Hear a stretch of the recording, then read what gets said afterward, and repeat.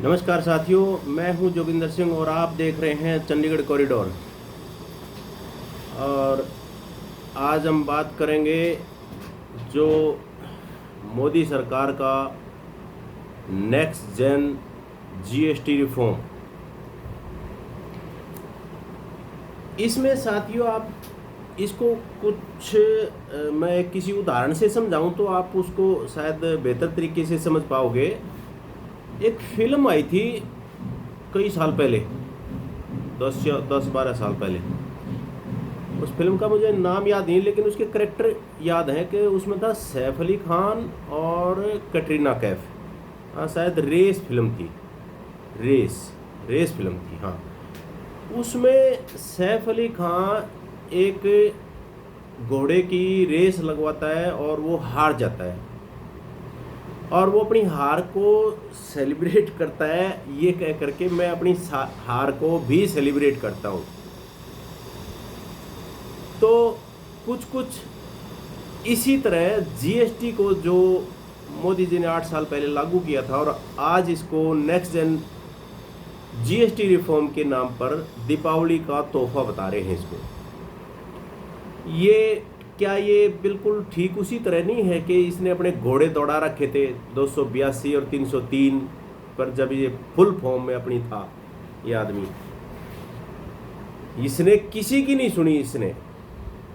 हालांकि कांग्रेस बहुत बार बोलती रही, पब्लिक बोलती रही, पत्रकार बोलते रहे कि ये ऐसे नहीं चलता, इतना ज़्यादा टैक्स जो आपने लगा रखा है ये नहीं चलता और ज़्यादा दिन नहीं चलेगा। लेकिन कांग्रेस के जो पवन खेड़ा हैं उन्होंने प्रेस कॉन्फ्रेंस में बताई कि हमने जो चीज़ इनको तब जब इन्होंने लागू की थी तब ये नहीं समझे, और इनको 9-10 साल लग जाते हैं ये बात समझने में, और इन्होंने वो लागू किया अपनी हेकड़ी में, और आज इनको ये समझ आया है कि हाँ ये ज़्यादा था ये टैक्स।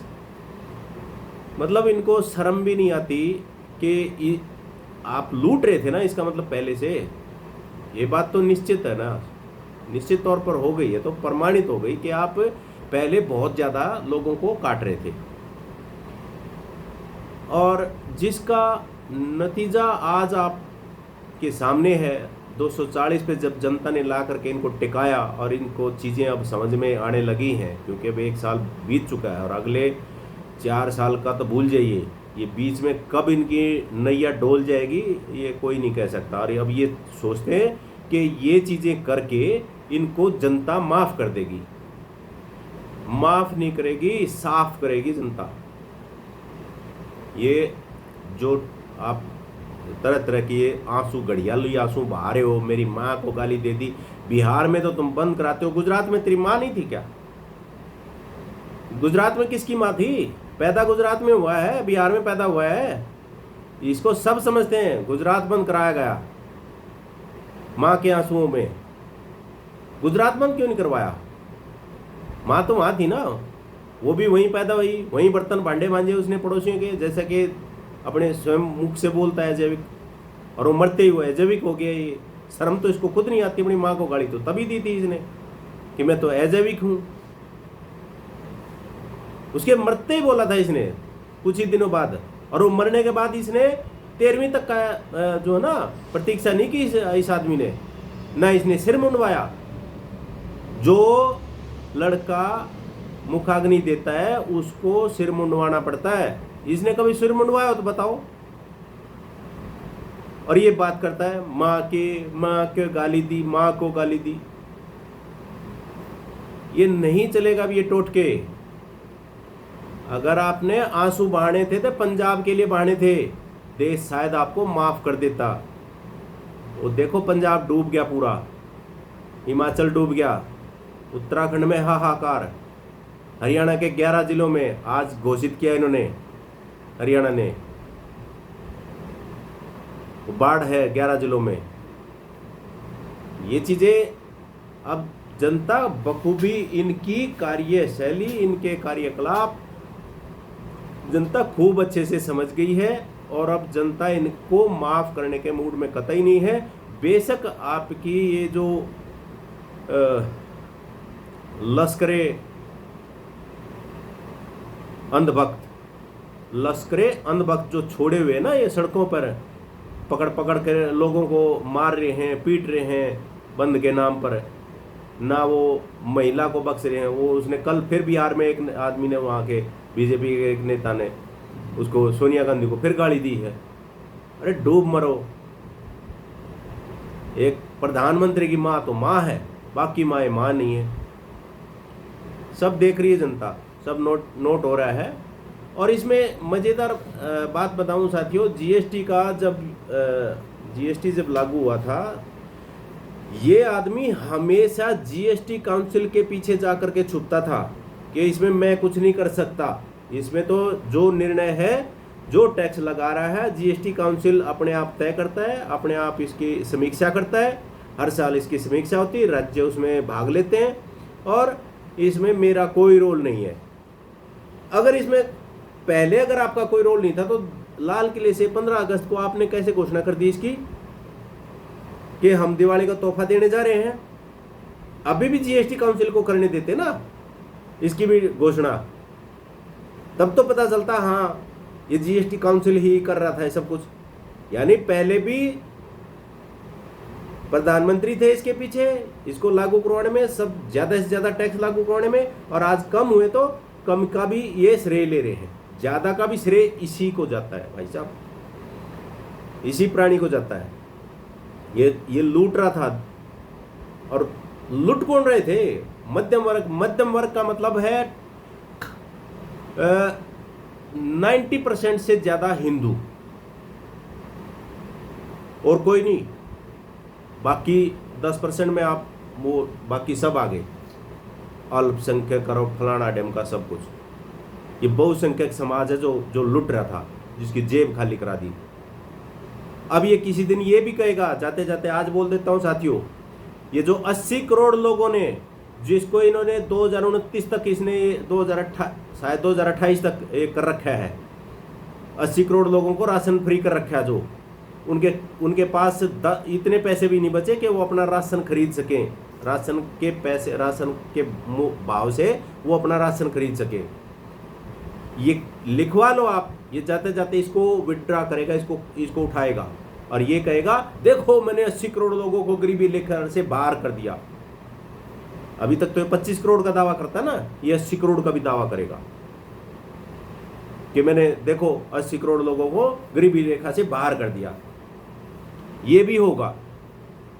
कितना मतलब, ये बात हमें शुरू में ये चीज़ें समझ नहीं आती थी, क्योंकि जब ये नए नए बने थे और नए नए हम भी ये सोचते थे भाई ये चीज़ें यार, वो पहले वाली पार्टी की जो सत्ता थी उसकी कार्यशैली कुछ और थी और इसकी कार्यशैली कुछ और है।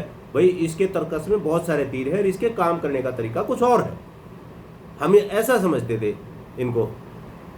लेकिन ये तो मतलब जितना इसने आसमान में थूका है पिछले 2014 के बाद से विशेषकर, वो सब कुछ ये चाटने को तैयार है। बोला था ना इसने, मुझे नहीं कोई फर्क नहीं पड़ता, आपका धन ब्लैक हो गोरा हो, बस मेरे देश की वासियों का पसीना उसमें शामिल हो। अब समझ में आ रहा है कांग्रेस के जितने बड़े बड़े नेताओं पर इसने पहले आरोप लगाए थे और फिर वो इसने डरा करके बीजेपी के अंदर खींचा उनको, उसकी कांग्रेस की शक्ति क्षीण करने के लिए, और अब वहाँ से उनको क्लीन चिट देता हुआ ये निकला। इसके अंदर कोई भी काले धन का कोई फर्क नहीं पड़ता कि काला धन है या गोरा। सॉरी। तो ये कैसे नेता को हम ढो रहे थे अभी तक 2014 के बाद से नेशनल लेवल पे हम एक प्रधानमंत्री बना करके उस आदमी को ढो रहे थे। ये कैसे, किस तरह के नेता को हम ढो रहे थे जिसको के अंदर इतना भी एथिक्स नहीं है, एथिक नहीं बचा कि उसको वो कह रहा है कि मुझे कोई फर्क नहीं पड़ता कि धन आपका काला हो या गोरा हो, बस उसके अंदर मेरे देशवासियों का पसीना शामिल होना चाहिए। अरे पसीना तो उसका शामिल है जो वो रिश्वत लेता बैठ करके, किसी सरकारी दफ्तर का बाबू हो, अधिकारी हो, पसीना तो उसमें भी शामिल है, वो भी बाजार में जाता है। कितने डिपार्टमेंट ऐसे हैं जो विजिट करते हैं, मार्केट का विजिट करते हैं, कोई घर बनाता है तब विजिट करते हैं, पुलिस करती है, शहरी विकास प्राधिकरण करता है, एमसीडी करता है, तो वो भी तो पसीना बहा रहे ना। फिर वो कैसे, उनको भी आप ये कहना चाह रहे हो कि हाँ ये काला धन इनका सब ठीक है, ये पब्लिक से ले रहे, तो क्योंकि आपको तो कोई फर्क ही नहीं पड़ता। शर्म करो, जाते जाते क्या लेकर के जाओगे। खैर वो इनसे उम्मीद तो नहीं की जा सकती, ये कभी अकेले बैठ के कभी ये सोचता भी होगा कि तूने क्या क्या थूक रखा। अब आ रखा ना वो, जितना थूकता, अब कहाँ गए वो, घुसड़ गए ना वो आंसू, दे दिया ना जनता ने, भर दिया पूरा सोशल मीडिया, जो जो थूक रखा था आसमान में 2014 के बाद से सारा कुछ। छिप लो, कौन से बिल में जा करके छुपोगे। और अब इसके बाद एक जो चीन यात्रा हुई थी, अब इसके बाद में मैं उस चीन यात्रा का मैं आपके सामने कुछ जिक्र करना चाहूँगा। चीन यात्रा से पहले ये हमारे नेताजी गए थे जापान। यहाँ मैं विदेश नीति के मामले में, जो कि पहले से भी परंपरा रही है, उसमें मैं यहाँ इनको राहत दे सकता हूँ, निष्पक्ष बात कर सकता हूँ कि किसी मुझे कांग्रेस से या बीजेपी से लेना देना नहीं, लेकिन इस मामले में इन्होंने उस पद्धति को नहीं तोड़ा, कम से कम इतनी गैरत इनके अंदर बची थी। क्योंकि जापान हमारा जो है ना बहुत अच्छा मित्र है और वो इन्वेस्ट करता है देश में हमेशा। मेट्रो का आप देख लो, मारुति में देख लो, आप मारुति जो कार है उसमें देख लो, और अब आगे फिर से कुछ हुए हैं।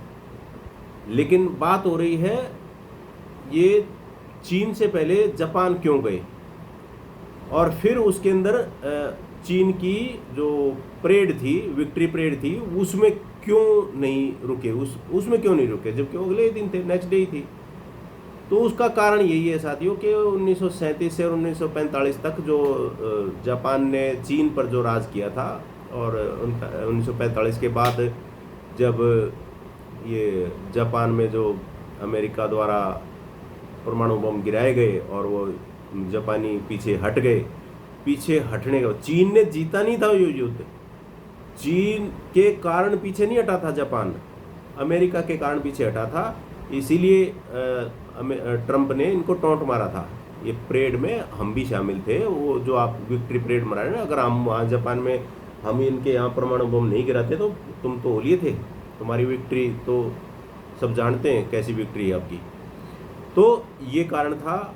और क्योंकि हम जापान को नहीं खो सकते, और चीन हमेशा हमारे सिर पे, हमारी छाती पर चढ़ा बैठा रहता है, अपने आप को दबंगई दिखाता रहता है, कभी किसी हमारे देश की किसी सेना को दबाने की कोशिश करता, कभी अरुणाचल प्रदेश को, कभी सिक्किम की तरफ, कभी इधर तिब्बत की तरफ, कभी लद्दाख की तरफ, इसका चलता ही रहता है ड्रामा।